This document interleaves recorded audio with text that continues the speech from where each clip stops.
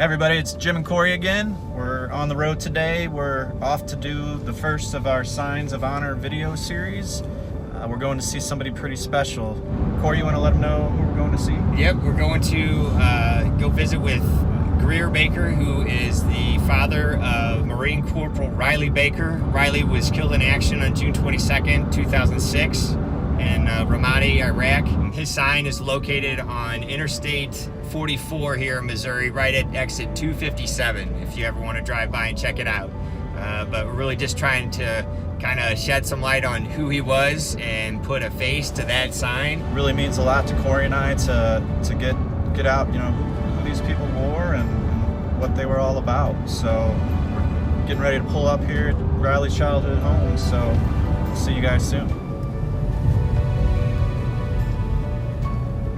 What's up, brother?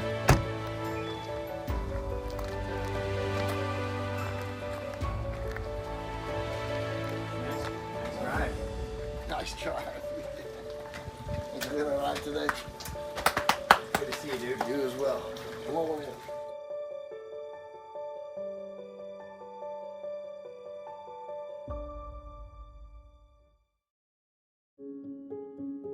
November 14th, 1983. I was stationed in Virginia at the time. I was training lieutenants out of the basic school. Started out as a mortarman and transferred into reconnaissance. So I was an 0321 Recon Marine. He was all boy. I think he started being a Marine from the time he was old enough to dress like one. He was a linebacker, all conference linebacker. He was the first state champion wrestler that Eureka has ever had. He did the funny stuff as prom king and homecoming king and stuff like that, but he was dedicated to his teams and his brothers there, absolutely. He worked too. He had jobs.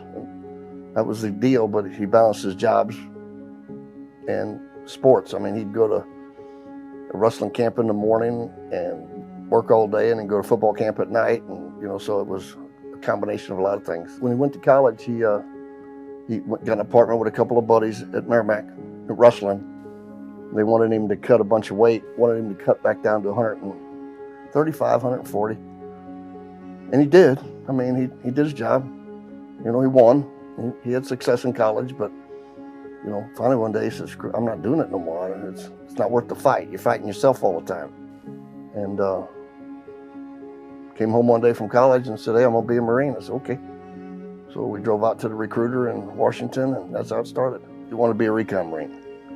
I was a Recon Marine. That was his plan.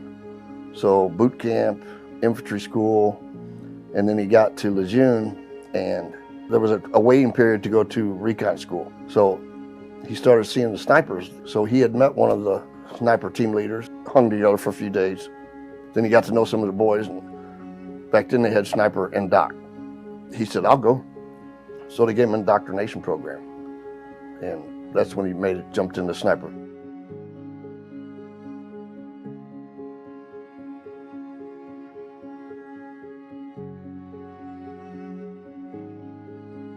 Came back from Fallujah. He bounced right into sniper school. I even tried to get him to come home for deer season because they had a break. And he said, "If I'm 1 minute late, they'll bounce my ass out." So he chose not to come home for deer hunting. Made it through sniper school, and then came home for, I think, Christmas, New Year's is when it was about over. So before they went to Ramadi, I took a week and went down pre-deployment. So you get to know the team, you get to know the platoon. We talked about the teams, the team placements, the different dynamics of being in the teams. They were ready.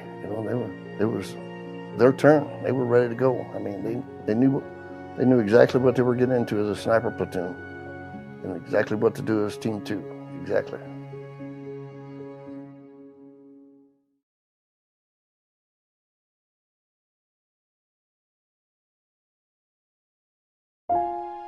I don't know all the details, but June 22nd, they snatched a building. They set up a hide in the building, inserted, set up a hide, daylight's breaking. Then bad guys start stirring, business as usual, I guess. They had all the floors secure, so apparently when the bad guys came up and around, they didn't want to get compromised, lose the advantage. So when a bad guy came around and tried the door, they snatched him in the door. Okay. Okay, one bad guy down. A little while later, another bad guy came looking for that bad guy. They snatched him. I think that happened like 3 times. After that, I guess they kind of knew where the bad guys were going, so a little bit later, all hell broke loose. RPGs, you know, heavy gunfire. You know, gunfight lasted, I don't know how long exactly. You'd have to ask one of the boys, but finally they called for an extraction. Riley was leading the team out, so when Riley was crossing the first street, they popped smoke and covered her ass, and somebody set off an IED, and by the grace of God, his body saved the other boys.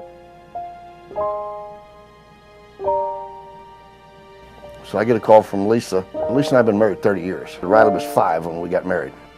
I was at work, had a cell phone shop. She called me, come home. I said, I can't come home. I mean, remember I own this place, you know.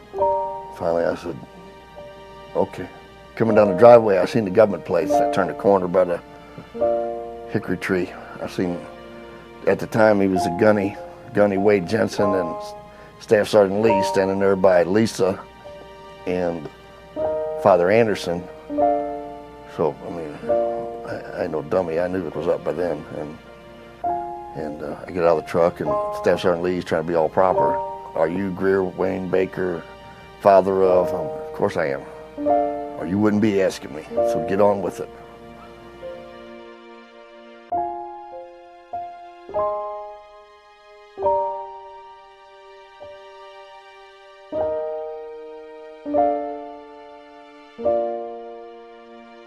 He was really good at what he did, but I think he'd been really good at whatever he chose. What do I miss? Giving him a kiss. As things change, you learn that kiss means a lot, you know.